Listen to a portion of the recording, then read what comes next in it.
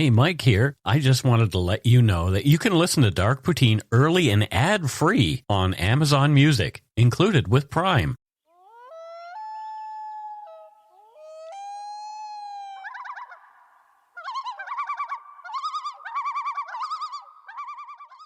Well, how about them apples?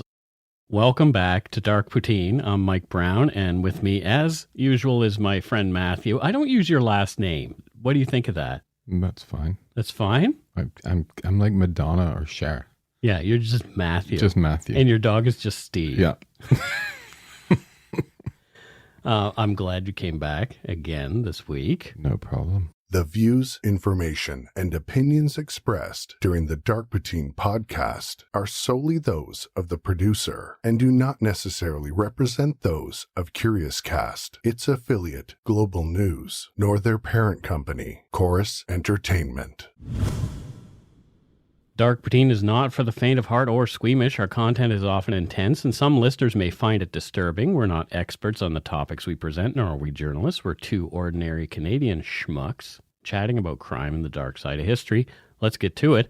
Put on your toque, grab yourself a double-double and an Nanaimo bar. It's time to scarf down some Dark Poutine. No calories. Oh, gosh, if only. I know.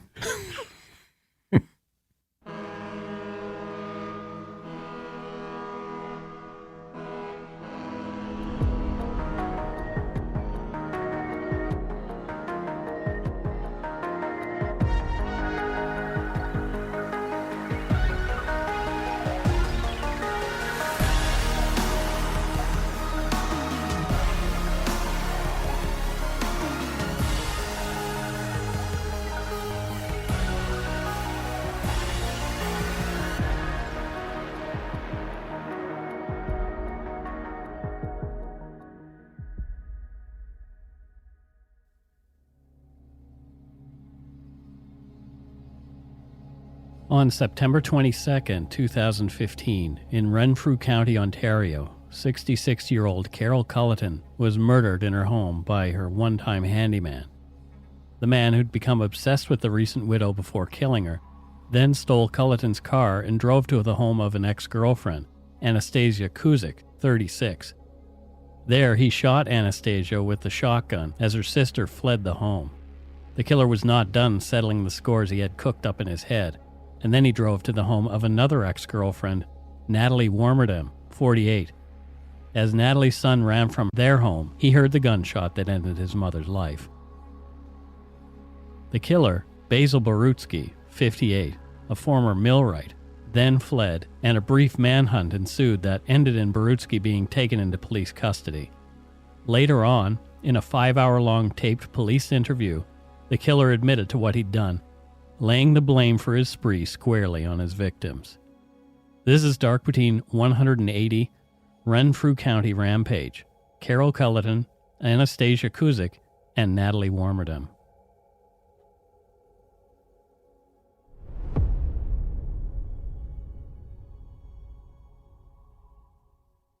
This story has been referred to in the press as one of the most depraved cases of intimate partner violence in Canada's history up to that point. Arguably, it is only eclipsed by the Rampage shootings in Nova Scotia in April of 2020, perpetrated by a denturist whose spree also kicked off with an incident of domestic violence. In that case, the gunman was neutralized by police as he pumped gas at a big stop, so we can only speculate on his motivations, as he is not around to confirm anything.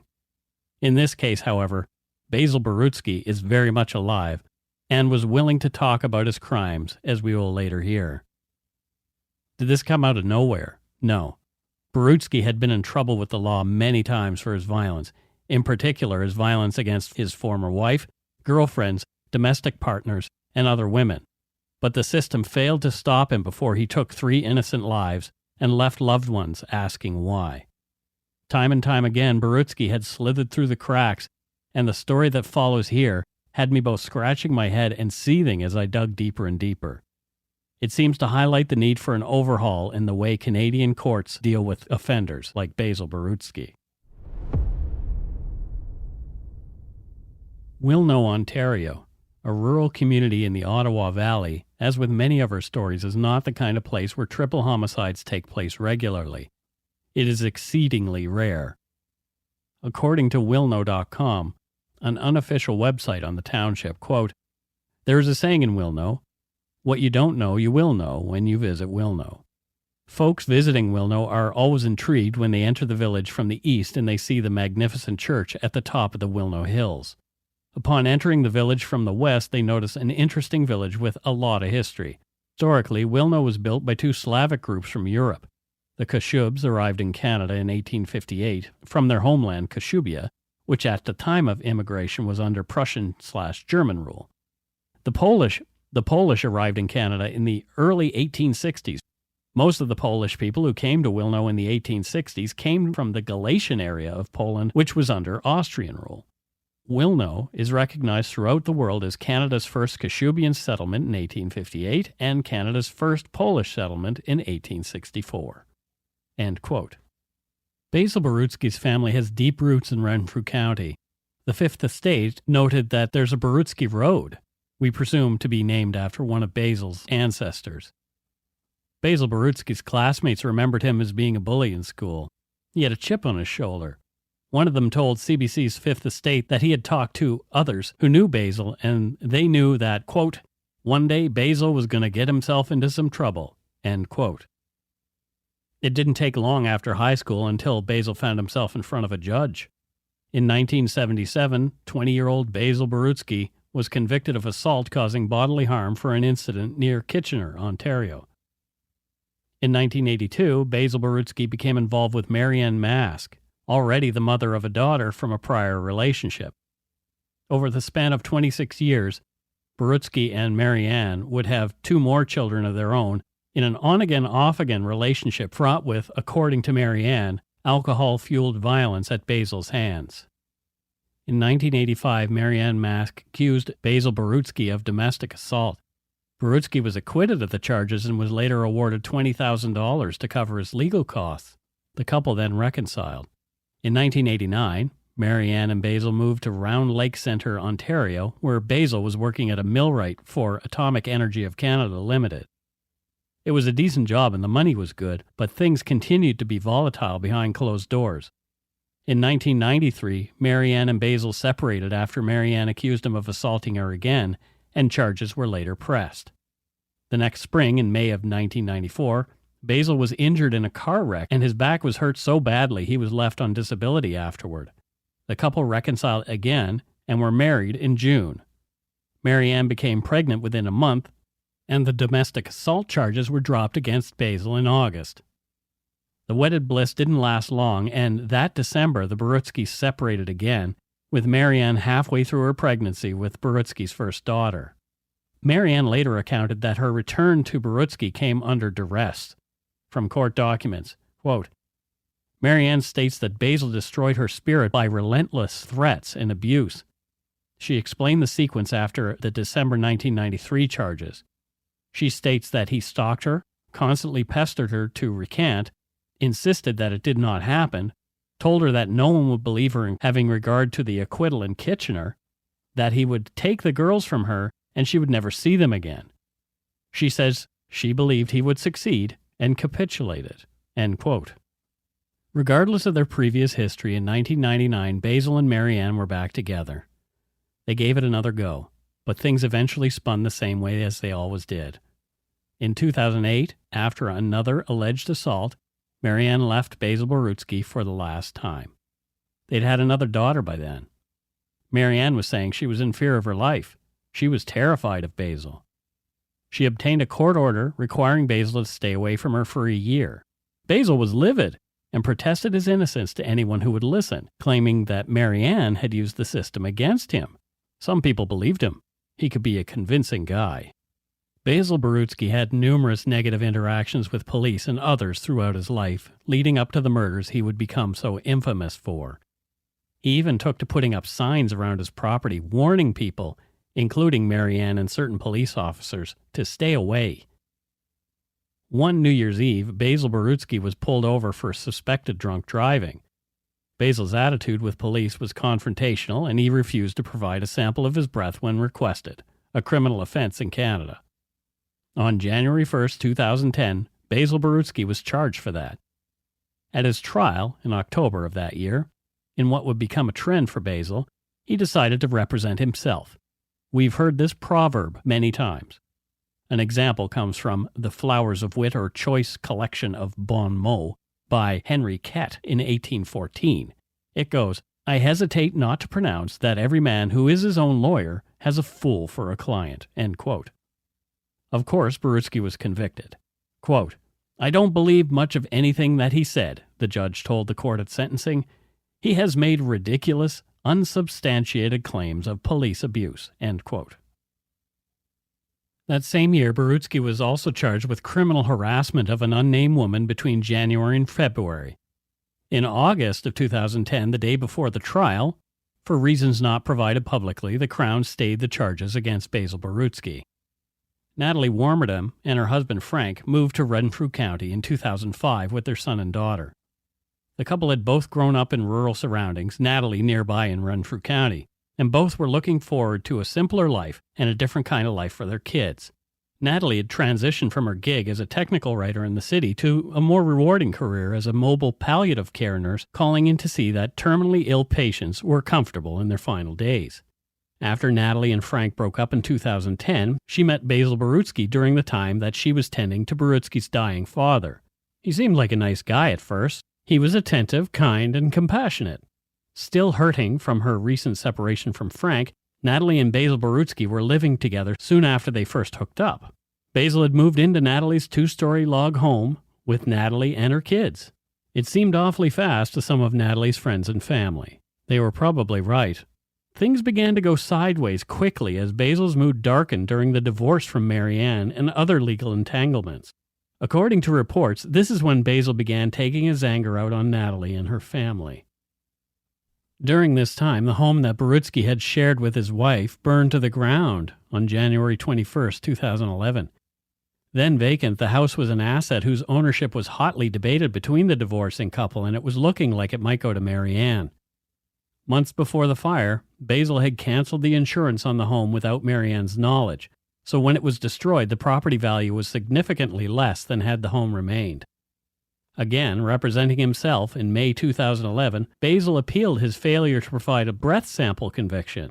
His appeal was dismissed a month later. That same month, Basil was once again charged with alleged assaults and death threats against Marianne that she was claiming happened during the last year of their marriage. Basil was also charged with an alleged assault against yet another woman that July. Those charges were also stayed by the Crown in October. Once again, when the court proceedings for Borutski's divorce began, in a narcissistic move, Basil decided to represent himself. Things did not go well. Marianne had suffered multiple serious health problems throughout the years of her marriage to Basil, not caused by him. However, she needed lots of support from her husband, but claimed she was physically and emotionally abused instead. From the court's decision in Borutski v. Borutski, quote, Basil vehemently denies having ever assaulted Marianne. He asserts that she is vindictive and manipulates the justice system by making false charges. He believes she suffers from mental health issues that disable her from effective parenting, from responsible financial management, and that distort her reality, end quote. Further on, Basil's incompetence as his own lawyer shone a bright light on things.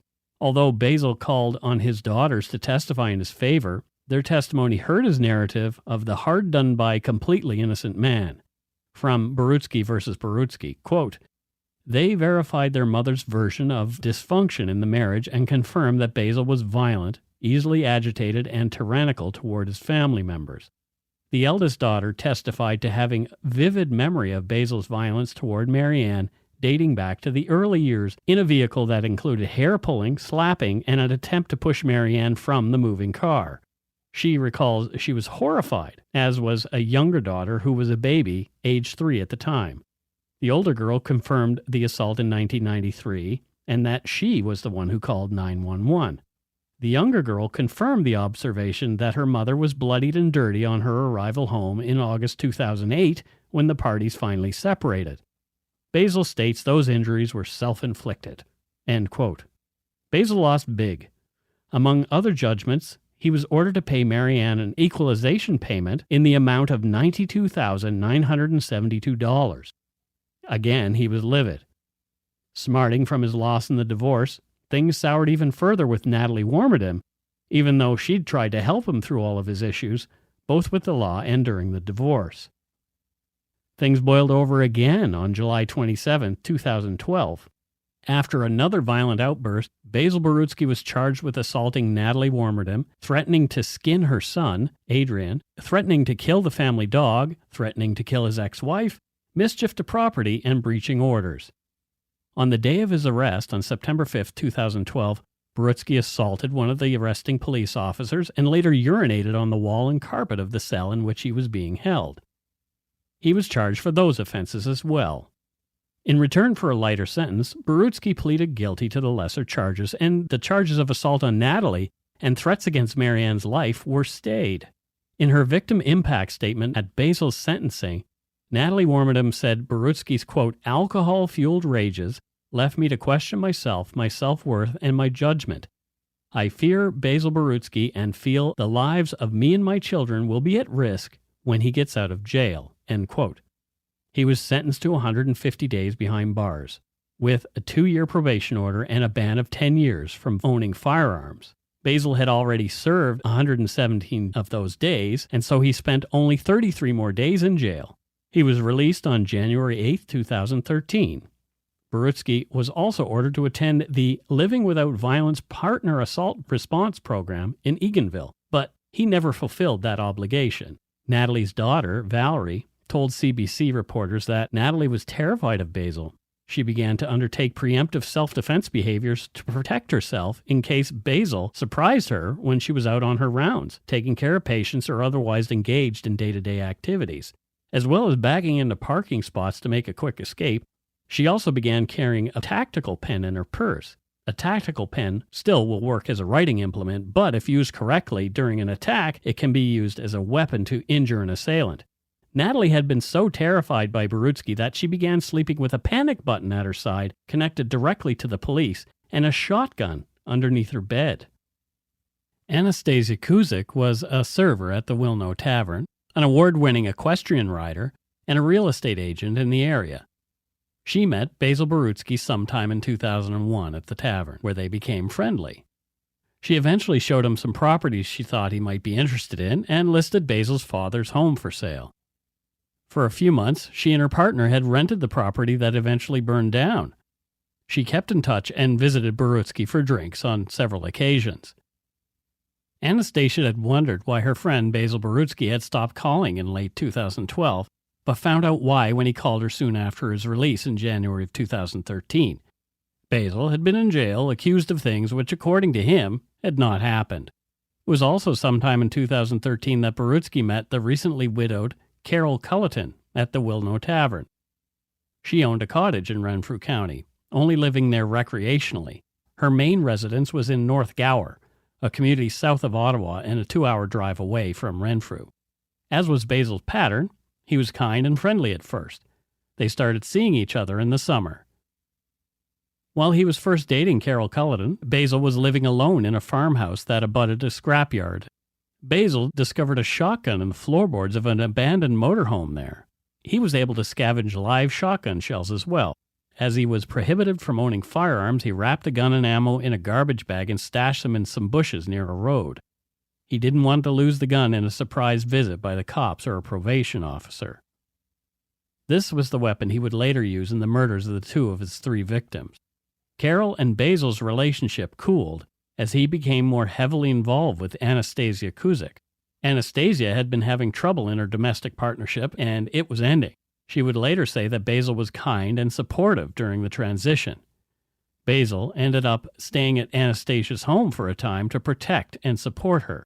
She was afraid of her ex and feeling particularly vulnerable and depressed.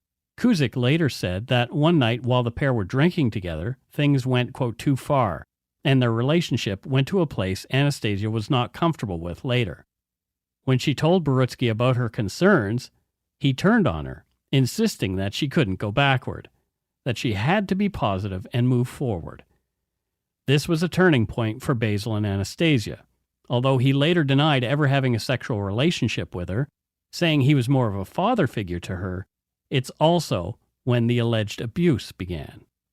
After incidents on December 30th, 2013 and January 23rd, 2014, Borutski was charged with assaulting Kuzyk, trying to choke her, stealing her mother's car, breach of probation, and burning her antique rocking horse.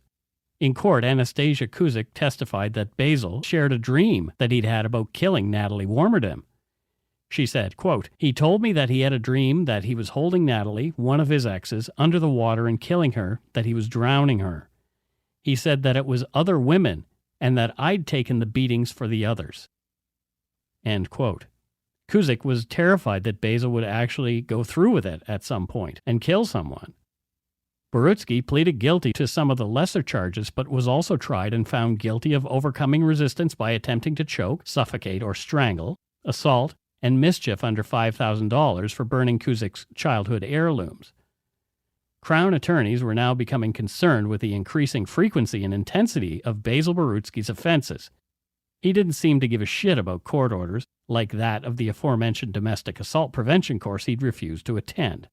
They wanted Basil to spend more time behind bars. He'd already been in 233 days before his sentencing, but he would only serve another 160 days in custody. Basil was released just after Christmas on December 27, 2014, still under a 2-year probation order. He'd breached that in horrendous fashion. And we'll take a break right here.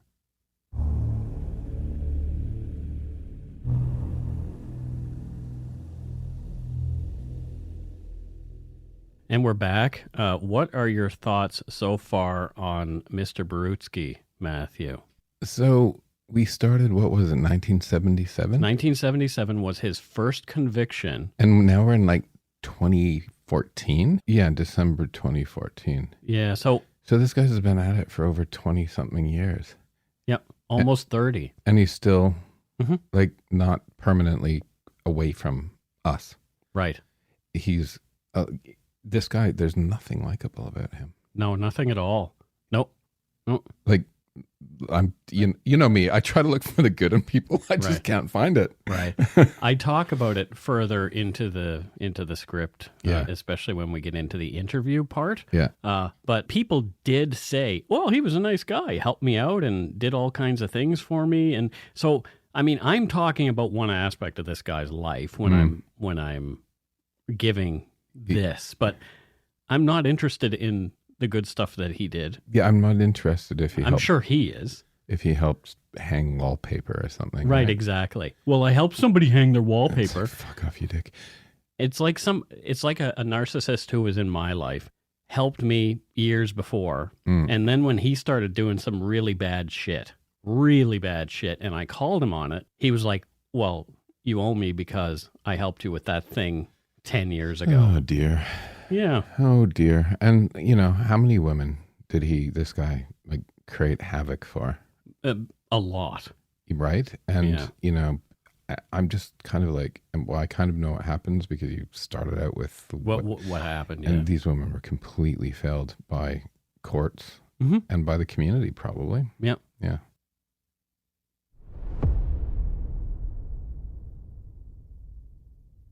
After getting out of jail again, Basil Borutski was down on his luck and had to move into an apartment in a community housing complex in June of 2015. Still drinking, he ran into Carol Culleton at the tavern and attempted to rekindle what had been a brief relationship. She took him up on his offers to do some odd jobs around the cottage she was planning to sell before her retirement. From the Ottawa Citizen, quote, Carol Culleton's friends warn her of red flags. He begins to do unwanted work around the cottage, building a deck without asking and showing up unexpectedly by a car or boat. He once drives 2 hours to Culleton's North Gower home after lifting the address from a Christmas card, where he greets Culleton in her driveway uninvited and unwanted. One friend warns her, Carol, you've got a stalker, end quote. Carol was also unimpressed with the speed of Borutski's work. She began to feel uncomfortable having him around. He seemed fixated on her, and she wanted him to finish up, but every deadline was pushed into the future for one arbitrary reason or another. Carol began seeing another man. Borutski was jealous, calling Carol a liar and claiming she was hiding things from him. As they weren't in a relationship, Carol was not obliged to tell Basil anything at all, but he saw it differently. Over Labor Day weekend, Borutski, Carol, and one of her friends were having a few drinks. Feeling uninhibited at some point during the evening, Carol sat on Borutski's knee. But when she gently rebuked later advances, Basil accused her of sending mixed messages. In a petulant rage, Borutski tore up a flower bed he'd planted outside Carol Culleton's cottage. Carol snapped photos of the damage to show her friends. Basil wouldn't leave Carol alone. He called and texted day and night.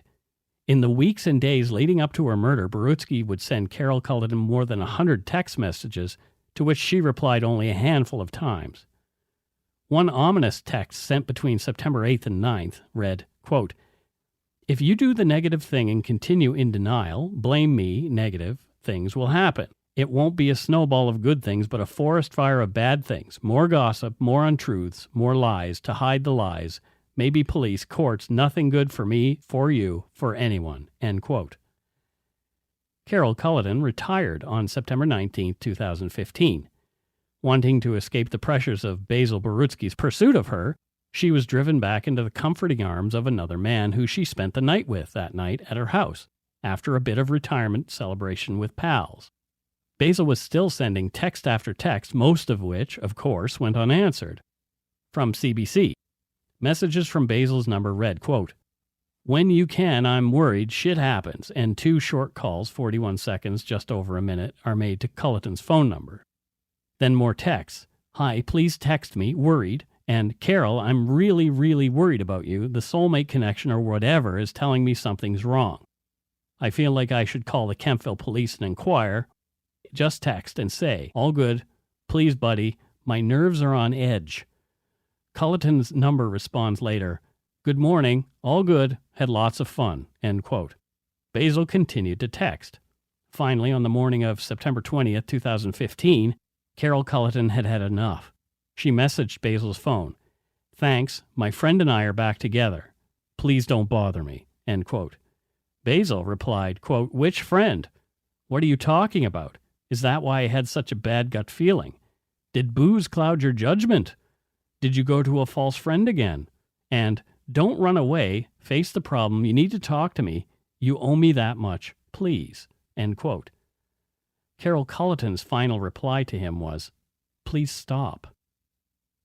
Over the next day, Basil's torrent of text messages continued, and all went unanswered. Basil professed his love for Carol, telling her that he felt she used him to fix up her place and then ditched him. The last texts Basil sent to Carol were around 6 p.m. on the night before he would murder her. He wrote, quote, "You are a cruel and vindictive, self-centered human being. You have no heart and no conscience. You hooked me real good. I believed you and in you. You got me for about $10,000 in labor and another $2,000 or $3,000 in cash I spent on you and your cottage. Congratulations. I will never text or talk to you again. Be happy. Karma will pay you for your heartless ways. Bye. I wish I'd never met you." He continued, "I will endure the betrayal of yet another false friend. I will fill everyone else in on the true you. Karma will take over," end quote. You know, it's before social media and texting, right? Yeah. Like we could only, hear the stories from women. When you read, when you can read what people like this are writing, yeah, it's like a casebook abuser, apologies, then veiled threats and trying to be sweet and then telling them they're the problem, then overt threats. Yep. You can see right through it. Totally. Yeah, he's a pathetic little man. He really is. He's like a mewling little thing. Yeah. Yeah. Trying to be a big thing. He's a big thing in his own mind. Yeah. Is the most important person on the planet in his own mind. God, what a loser. He's calling other people self-centered. Like, isn't that kind of the way that it always goes? And he doesn't know what karma is. No. Well, I think he has a sort of a twisted view of karma. Yeah. Anybody who upsets him, karma will take over. Oh, God. Borutski left his apartment at 7:36 a.m. on September 22, 2015.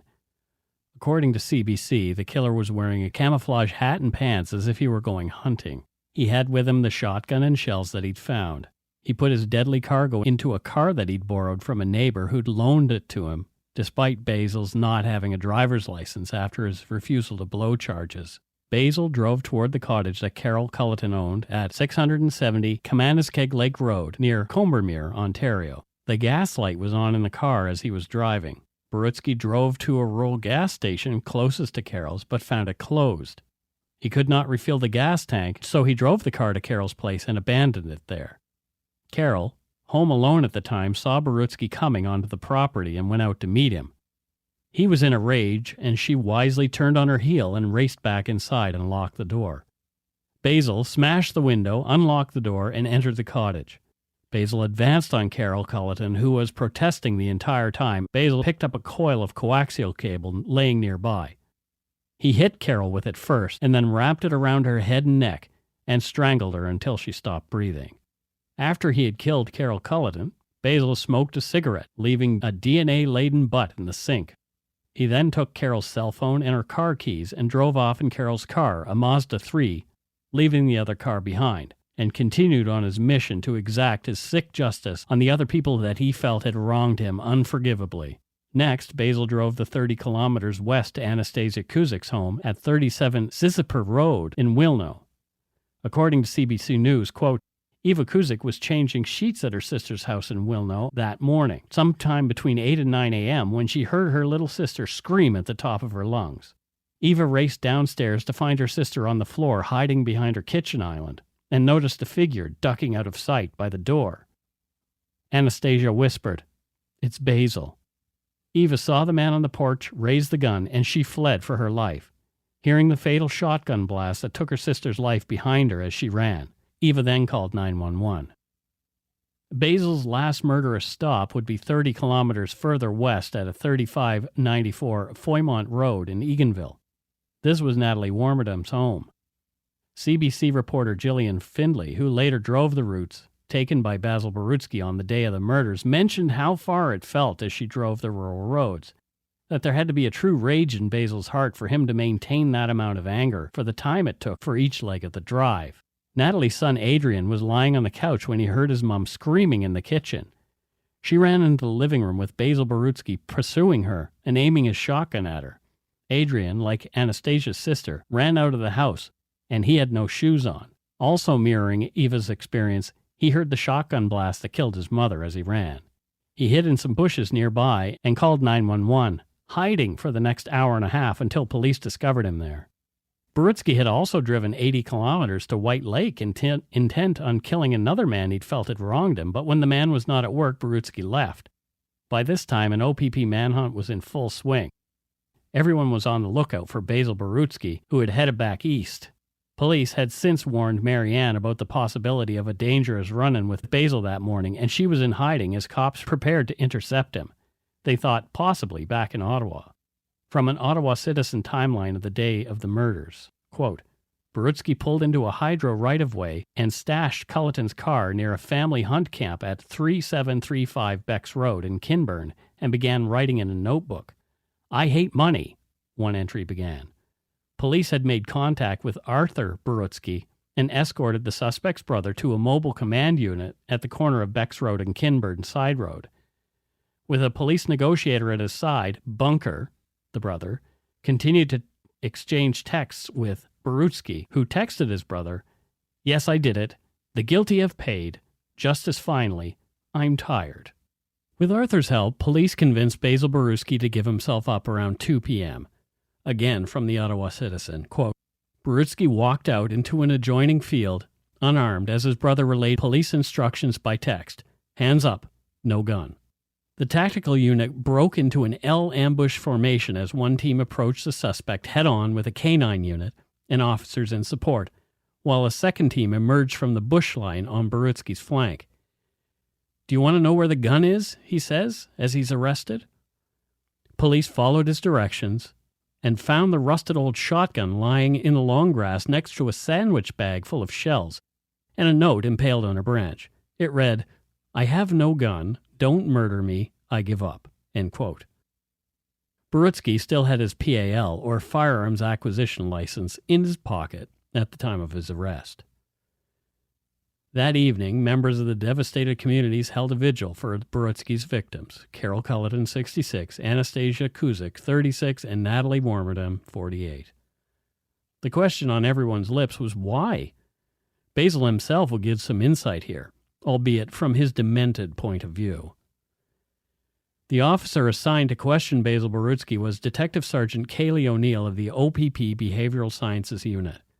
Any true crime fan worth their salt will recognize Behavioral Science Unit as a term made famous by FBI Supervisory Special Agents John E. Douglas and Robert Ressler, who compiled a centralized database on serial offenders beginning in the mid-1970s.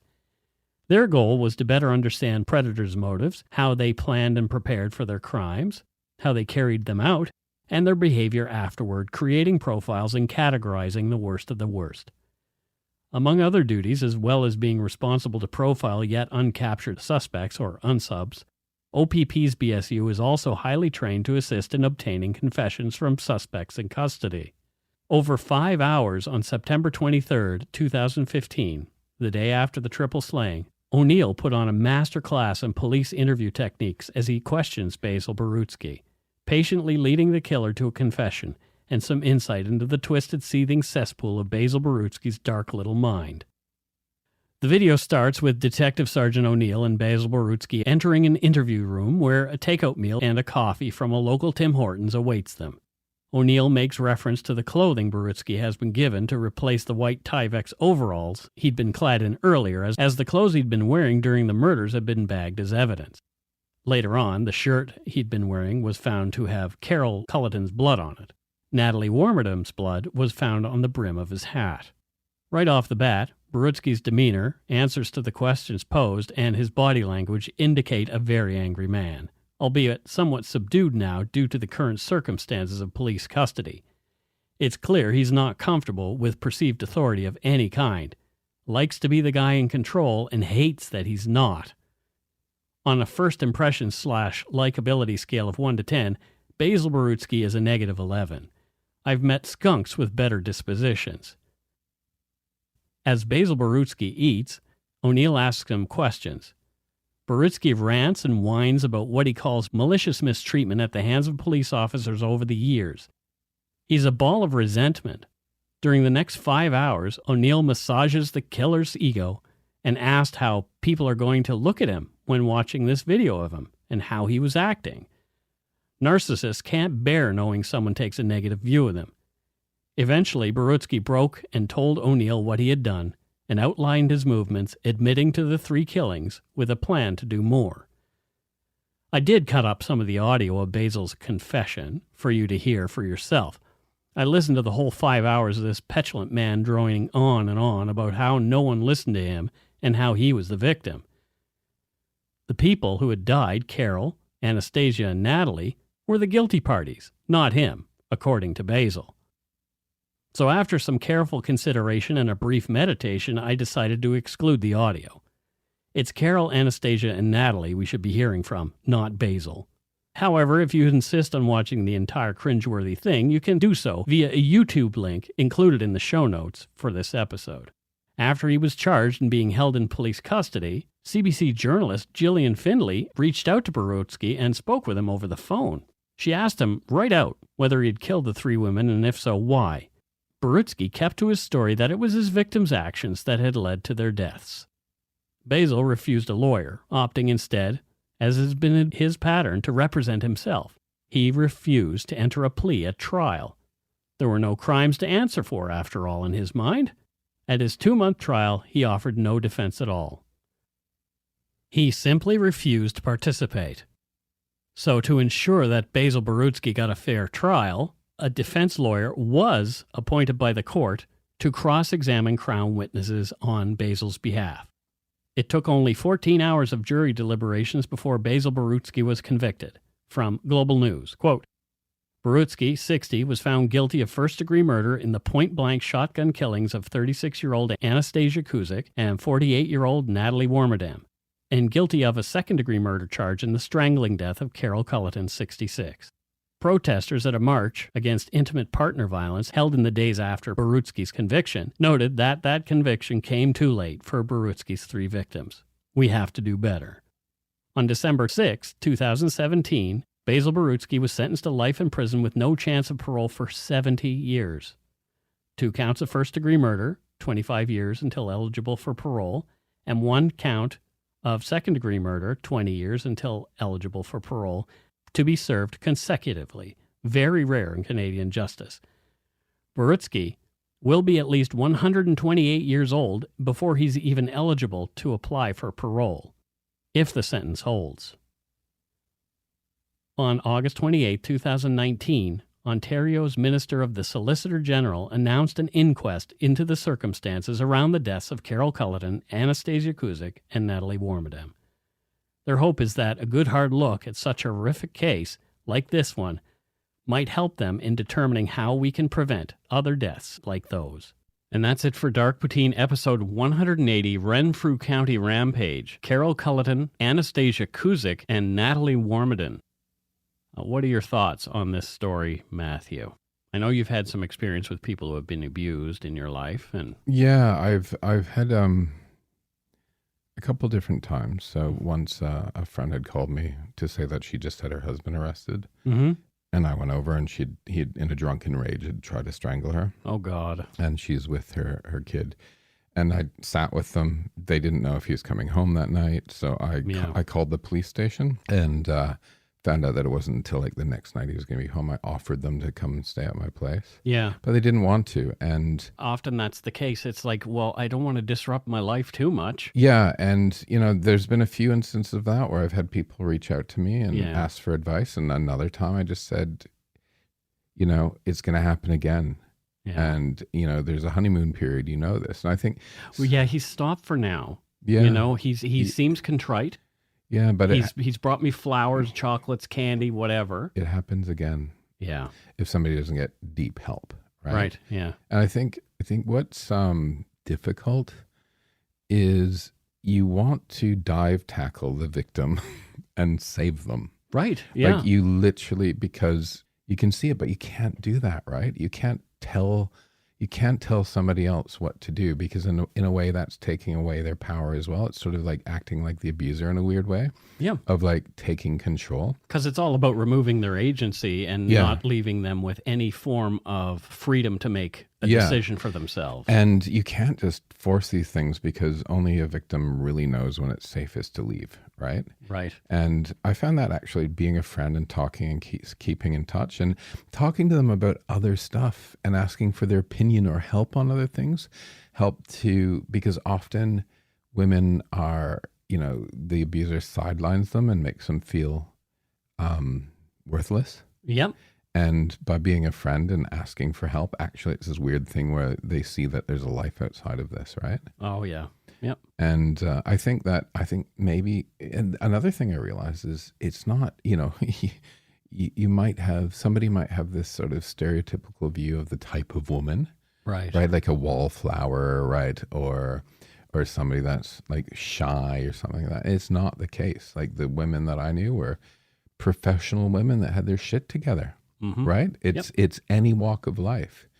It's not sort of socioeconomic, right? Right. And I hope you in your show notes, I think there's so much online resource for what to do to help a victim. Right. But there's very little on if you think you have a friend or know somebody who's being the abuser. Right. What you should do. Mm-hmm. And to me, heading them off at the pass is important, right? Yeah, for sure. So what I'll do before I post the show is I'll go through some, I'll do some Google Foo and see if I can find some things. I mean, there are programs for people to attend, one of which Basil Borutski was supposed to be attending, and it just so happened to be in the hometown of one of his victims. This guy was, he was never going to get there. No. But, I actually, bumped into or met... I actually had a discussion with one of these guys who was abusing a friend. Yeah. And I kind of did a bit of research and found the first thing, there's like 5 messages you say to people. The first one is the abuse is wrong. Right, yeah. Right? Because if you're silent and they kind of know, or then they think it's okay. Mm-hmm. So that's the first thing. The second one is to point out that you're hurting the partner. So often what they do is, oh, it's just a slap or just a push against the wall, right? Right. And it's like, well, no, because any sort of violence is a much bigger deal Right. than that. Yep. And it's not acceptable. The third one is to work towards their narcissism, right? Of course, And yes. Sort of speak to them on their level in a way that they are going to understand how it relates to them. There will be consequences of the abuse. So many abusers do this because they can, right? Yep. They only have positive consequences when they do it because that's the maintaining the power and control over their partners. Mm-hmm. They're more likely to stop if they realize there'll be negative consequences down the road for them, and you can point that out. Yep. And one of the negative consequences that a narcissistic abuser really loathes is being reminded that other people are going to think less of them Yes, when this comes to light, what they have done like in those. in the interviews. Yeah. So the police officer interviews Basil, and he's saying, so what are other people going to think about Yeah, you when... that's the only time he actually gave a shit. Right, and and that's what starts to break him down, when he starts to think, oh, wait, there's a consequence for me too, regardless? Yeah. Wow. And, you have to point out that they're responsible for their own actions, right? Because victim blaming, you saw what this dude was doing, right? He was probably the ultimate victim blamer. Right. So you make it clear that despite what was said or done with the partner, whatever the partner did or said, that the abuse is not the answer. Right. At all. And it's them to change their behavior, not for the victim to change her behavior or his behavior. And finally, resources, right? Because this guy's like an extreme case, but I'm a believer that maybe some people can be cut off at the path and become better human beings. Right. Right. And if we don't sort of dig in, like, it's not just about cops, it's about your friends and your community, right? Mm-hmm. And to help vulnerable people like this. So anyway, that's my spiel. I love it.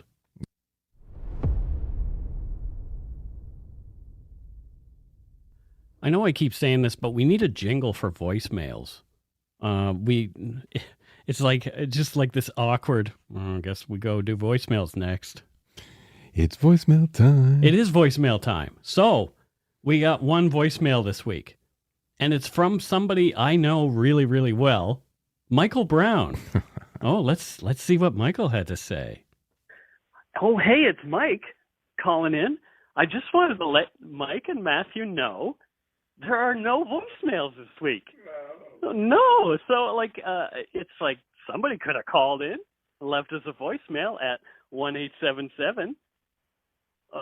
Geez, I can't even remember what my own phone number is. Matthew's right here laughing at me. 327-5786. So, yes, please call. And, just do it like this. Just call us up and have like a real conversation with us. Because we're just dudes on the other end of the phone. Really. Go shit in your hat. So, yeah. That guy again. That guy. What an asshole. I wish he hadn't have called. So there you go, folks. Like, really, please give us a call. We would love to hear from you. And we will play it. Like, we have played some... We will play it. We'll play your voicemail. We've had some interesting ones lately, is where I was kind of going to go. We had one person call us 5 times and fill up the voicemail. Little bit tipsy, I think they were. And then another one called drunk, saying that I should make friends with my old co-host because the show sucks now. Oh, nice. Right? Do you get many calls saying the show sucks now? Nope. Very good. Was it a boy or a girl? Yeah, I think it was a lady. That person did not identify what gender they were. Okay. Look at me being sensitive. There you go.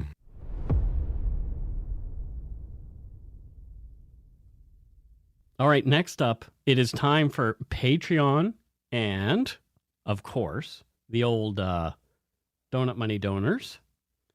And this week, our first patron is Cassandra Phil. And I don't know where Cassandra is from. She's from my second least favorite city in the world. What's that? Lagos, Nigeria. Okay. So if Lagos, Nigeria is your second least favorite place in the world, what's your first? Los Angeles. Why is Los Angeles your least favorite place in the world? Have you ever been there? Yeah, I love Los Oh, Angeles. it's soulless. Well, that's probably why I like it, because I bring it the soul. I don't mind West Hollywood, but the rest of Los See, Angeles. that's the part of Los Angeles I actually like. And that's not really Los Angeles. That's West Hollywood. Yeah, I don't like the city of Los Angeles at all. No, and Lagos was, I had like guys with machine guns in a truck behind and in front of me in like a little entourage to get me. What on earth were you doing there? Training people on how to sell cigarettes.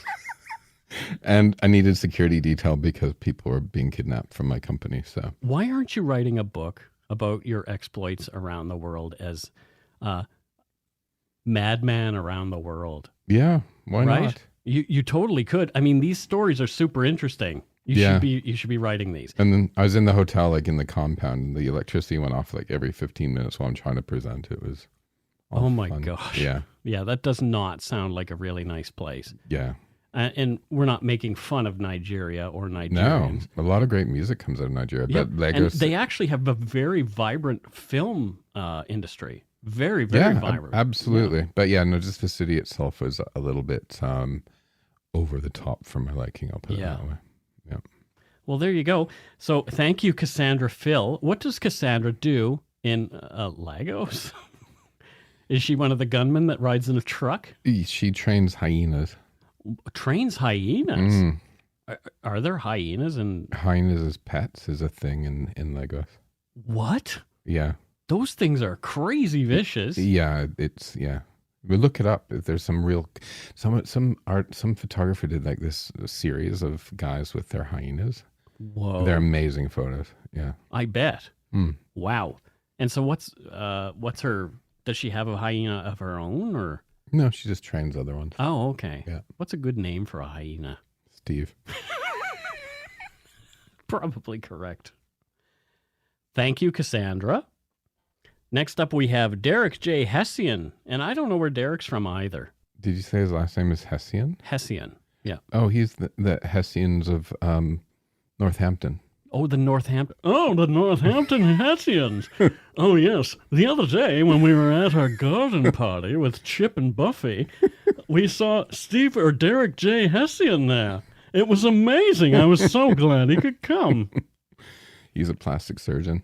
Oh, he's a plastic surgeon. Yes, Buffy had her nose done, and I had my pecs done. Have you noticed how plastic surgery has become quite mainstream? Now if you mention Botox, yeah, nobody raises an eyebrow. Because they can't. Because they're frozen with dead Botox, botulinum, whatever, streptococcus. I'm very angry right now. You just can't see it. Yeah, it's like okay, here's our actor, and he's had Botox. Show me surprise.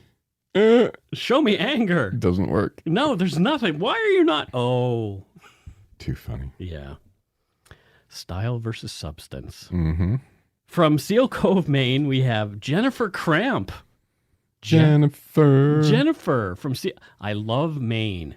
Maine is like the Nova Scotia of the United States because they are on a similar parallel, and they have similar things like Maine lobsters, Nova Scotia lobsters, and the little houses are cute. And I've never been to Maine or Nova Scotia. Well, you have to go at some point. I know. Nova Scotians, I hear, are a bit nasty. Dicks. Yeah, not nice people. That's not true at all. Well, I don't know. I haven't lived there for a long time, so I should probably stop calling myself a Nova Scotian, but it's like every blue noser always says, like, you're always a blue noser, once blue noser. If you're born there, you're one. So, yeah. I've lived here longer. But you don't have the accent. No, I never really did have the accent, not too terribly. The one from my hometown, Bridgewater, sounds like this. It sort of sounds like Maine a little bit, but it's got a little more Dutchy, sort of Germanic feel to it. So people will say things like, well, I was out there the other day and I seen this deer. And he was coming down there over the field. Deer. And I upped my shotgun and I blew that stinking deer's head right off you. I was out jacking. It was the middle of the night. I feel bad for the deer now. Yeah, it's terrible. But, yeah. So I called up my dad one time and I spoke like that. And he thought Well, he was still a veterinarian at the time, so he thought it was some old farmer from Northfield calling him up to talk about his cattle or something like that. You're good at voices. I like doing voices. I should do it for a living. Yeah, why not? Well, you kind of do. Yeah, I know. I'm just being funny. I do want to do cartoon voices at some point. I have an idea to do my own animation and sort of like a little character that tells stories, but I don't know if anybody would watch or listen or... What's the little character's name? I'm not telling yet. I'm not ready. It's like a sketch. It's like an artist showing a sketch. Okay. It's still, my idea is not fully baked, but I'm just curious if anybody would listen. If people comment and say maybe that they would listen to me being goofy and doing... I was thinking maybe to do like a whole series of fake Werner Herzog. Yes, and then we can talk about kitty cats. And can you do the illustration? Do you need somebody to do that for you? I have somebody who will do it for me. Okay, cool. Yeah, so I can animate it. I just need somebody to do the initial illustrations. I'll do your publicity. That would be fun. Yeah. But anyway, I have lots of ideas that I just can't do. One idea that I am doing, and I haven't talked about it on this podcast yet, it is called Supernatural Circumstances. So our friend Morgan Knudsen and I are getting together to do at least one season of a show called Supernatural Circumstances. Look at how you just slipped that new show right exactly. in here. It's going to happen probably in the fall. Does Morgan know that you're going to announce this already? Sure. She's announcing it everywhere. So, yeah. But yeah, we've been talking about it. We've been bashing it around. We're having, a logo made up and... Don't get any ideas about her replacing me. No, that's a whole different thing.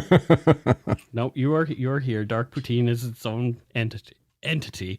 And speaking of entities, if you want to learn more about Morgan Knudsen, go to entityseeker.ca. Look at me in the segues. Anyway, so Jennifer Cramp, Seal Cove, Maine. Did we say what she does for a living? I don't think we did. We did not. She's a music producer. She's a music producer? Yep. So like Rick Rubin kind of thing. She produced the Brand Band 3000 album, Discosis. Okay.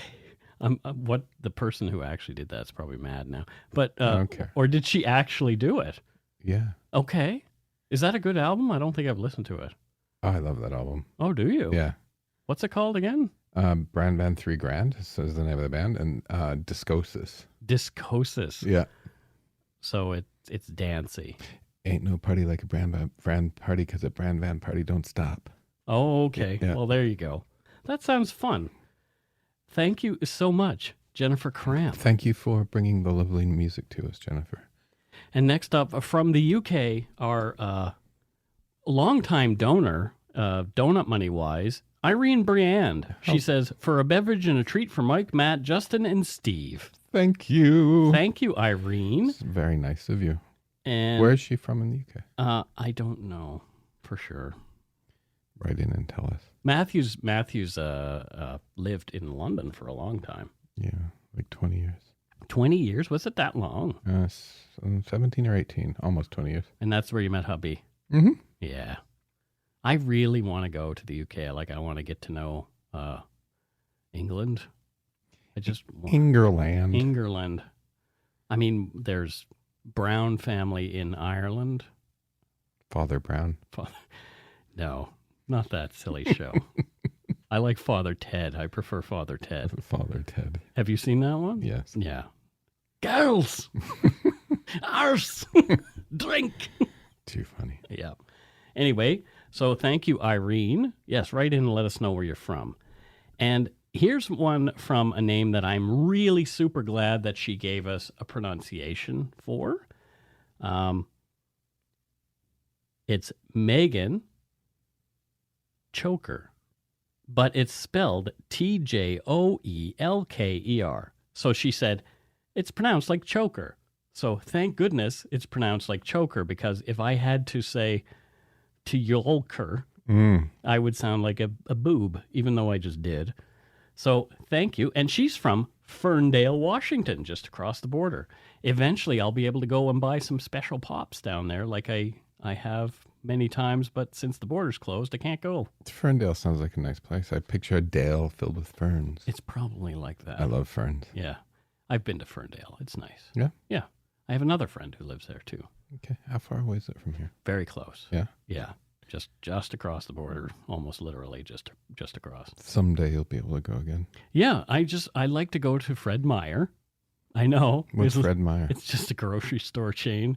And I buy diet pops there. Is that like Meyer Thrifty Acres? I don't know what you're talking about. Okay. I'm lost. Meyer Thrifty Acre. What the heck is that? Grocery store, I think. Thrifty grocery store. Oh, so maybe it's like the ghetto version of Fred Meyer. Yeah. Could be. I don't know if I should use the word ghetto either, because that's kind of not nice. There's all kinds of ghettos. Yeah. Yeah, I don't like that word anymore. I'm not going to use it. Anyway, so thank you to Megan Choker right across there in Ferndale. We'll come visit at some point when we can get across. I've got my Nexus card. I just have never used it. Choker would be a good name for a serial killer. Oh my gosh. It would be a little on the nose, though. Exactly. His last name was Choker. What did you expect? Exactly. Oh, dear. Do you have any tangents that you want to travel down today, like we did last week? I spent all day yesterday listening to Bjork. Okay. What would you do that for? Like, I like Bjork, but all day? Well, it was... I was reading a book on utopias. I have this book that talks about different utopias. So Iceland is one of them, different versions of utopia. Okay.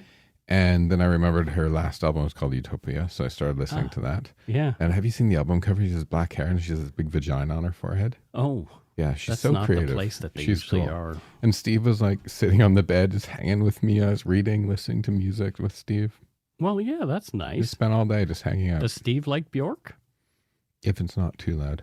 Oh, does he not like loud music? Will he just go away? Sometimes he like if we have the TV like blaring a bit too much. Mm-hmm. We're watching a Guy Ritchie film last night. Yeah. And of course there are lots of gunshots. Yeah. So we had to like turn it down a bit. But for Steve. Yeah. Yeah. Oh, yeah. that's cute. So it was kind of a Bjork day, and yeah, just sort of I just needed a relaxing, do nothing day. Yeah, I think I'm going to take one of those this week. Everybody should. If you can, take a day for you, because I don't know. I think we talk about some pretty dark stuff here, and I don't know. Some people say, "Whoa, your voices are very relaxing, and they put me to sleep at night," and all this kind of stuff. And I'm thinking, we're talking about some really nasty stuff. Do you know what my brother said to me? No. I'm like, have you been listening to the podcast? Yeah. He's like, kind of. I'm like, what do you mean? I'm like, helping co-host the podcast. You're my brother. You should listen. Yeah. He's like, well, I listen to it to go to sleep at night. And as soon as you start speaking, my head goes, that's my brother. And I wake up. So I stop listening. Oh, what a dick. That's my brother. I'm like, listen in your truck on the way to work. So I help him sleep. You wake him up. Yep. Well, that's really funny. I know. Oh, that's Matthew talking. I should listen to him. No, that's cute. Yeah. That is actually cute if you think about it. He's like, yeah, he's like my head, like I'm asleep and then I hear your voice and then I wake up. So he's like, I can't listen. That's really funny. Your brother's a nice guy. He's a good guy. All right, that is it. Thanks to all our patrons and Donut Money donors, past and present, for your generosity. It helps to keep the show going. You can become a patron of Dark Poutine at patreon.com/darkpoutine. For a one-time donation, you can send us donut money via PayPal using our email address, darkpoutinepodcast@gmail.com. If you don't already subscribe to the show, it would mean a lot to us if you did. You can easily find Dark Poutine on Apple Podcasts, Spotify, or wherever you listen to your favorite podcasts. Don't forget my book, Murder, Madness, and Mayhem, is available for pre-order on the Dark Poutine website. And speaking of our website, check out darkpoutine.com for show notes and other cool stuff. Please take the time to give Dark Poutine a like or a follow on Facebook and Instagram. Most importantly, thank you for listening and tell your friends about us. Word of mouth is a powerful thing. Until we return, don't forget to be a good egg and not a bad apple. Goodbye. Goodbye.